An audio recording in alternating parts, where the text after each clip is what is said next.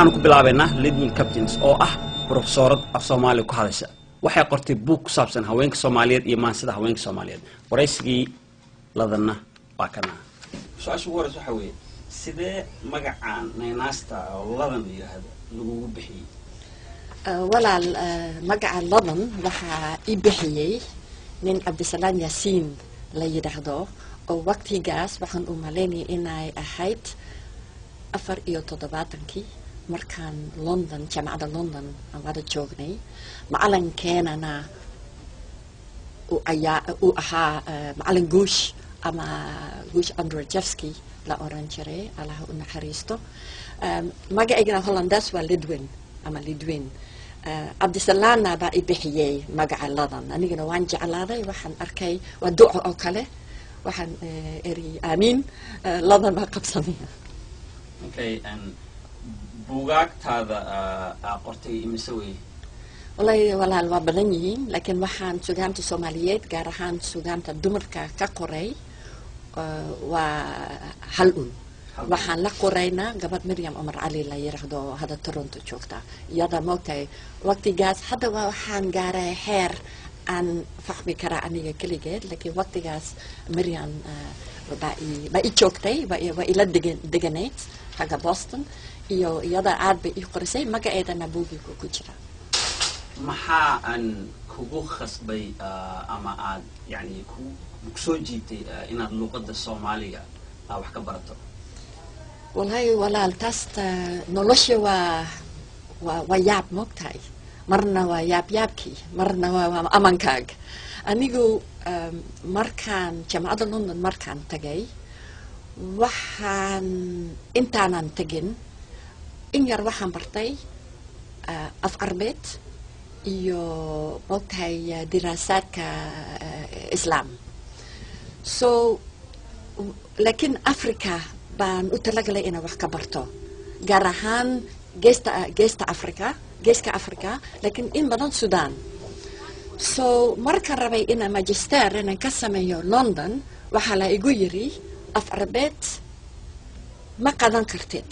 way af Arbeed magister African Studies kuma jirto qof baan la taliyay oo mu'arrikh Belgian ahaa وخيري هذا لندن تكتت واحد جوجا نين كبري كرا أف سومالي جميل كلا لقى ما برنكرا أما موسكو أما لندن سومالي أنا موقع روج باتشوجن ما تجي كرا أمي هو قبض يرنا بانها so مركان ماجستير مركان لا إيش قصبيه إن كلا دورتو أفكا إن أفكا كدورتو waxaan Soomaaliya baan doortay waxa ugu jeceshahay heesaha Soomaaliya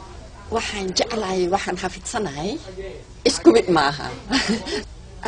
aniga toban miisaanka maansada sida loo tiriyo iyo aniga ma fahmi karo laakiin markaan guriga markaan joogay wiil gibadda baa wiil baa soo mariyay moogta isaga baskiil wata wax buu heesayana tabrida marka maqlo sadli waxaan gartay taas heesta kabada saas baan u baran karaa moogtahay degta way baran kartaa waxa maskaxda baran karin so waxaan aad u jeclaaday heesaas oo kale midalan geedka u dheer laga garaacayo galoor muday mulaaxliye baro baralaye baro buur shareere mamanta bakku helaye in badan waxaa guul helaya heesta tiraahda dhaqankaaga qabso dhaqankaaga hayso heshood moogta didibso marna waxaad helaysaa moogta hees jawaab ka bixiso moogtahay hadal saas oo kale masalan horta baro tacliintiyo buugiyo dhigaalko bado yaho dhibhaa elin dadka soo baraarugay so masalan heestaas beri hore waxaa jiray ninkii wuxuu heesayaa wuxuu yidhi beri hore waxaa jiray inaan baarah geeliyo faraskii baxdo wada yadad looga bixiyaa bunduqana la raacshaa wax bedelay kuwii hore isu bogan badh maqano baxdii ay ka dhalatiyo beelihiisay waane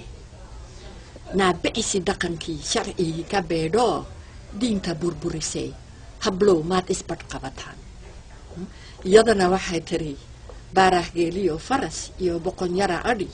hablihii lagu bedeli jiray diinteenu baraniyo ma banayn kitaabkuye boliqutiyaashii beecsan jiray haweenkiyo baxaadsorihii tegay maanta looma baahnee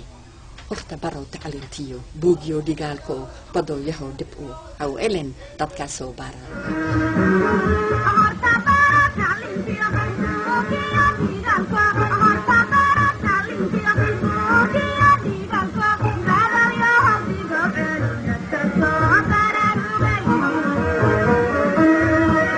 waraysigan oo ahaa waraysi aad u dheer intiisa kale waxa uu ku qoran yahay page-kan hoostiisa adiga ayaa ka arki doona waa ka soo gudbaynaa sida ogsoontiin